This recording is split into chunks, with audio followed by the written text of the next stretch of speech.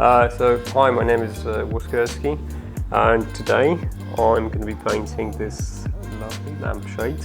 My inspiration today is obviously, as I said, watermelon, and this is something I normally paint, or I've painted a few times.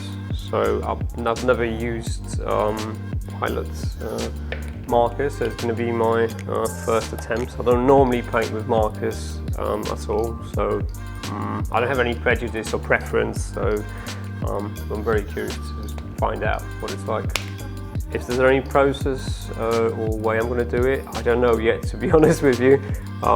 It's going to be trial and error.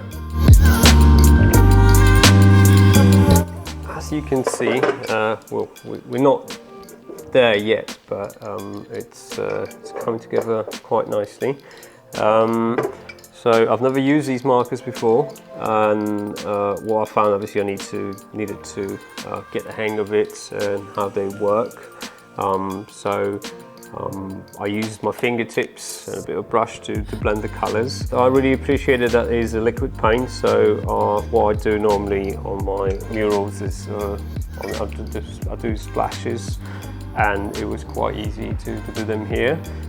Using the marker, I just kind of got excess paint and just splattered it, and it works quite nicely, I think. So I'd like to keep it quite minimalistic.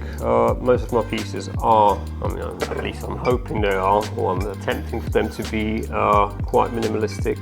So I'm not going to do much on the other side. What I've got left is a few more details, flashes of lights, and a few other bits on the watermelon here. I'm going to add the peel, obviously, so a bit of green here, probably about 3 shades of green.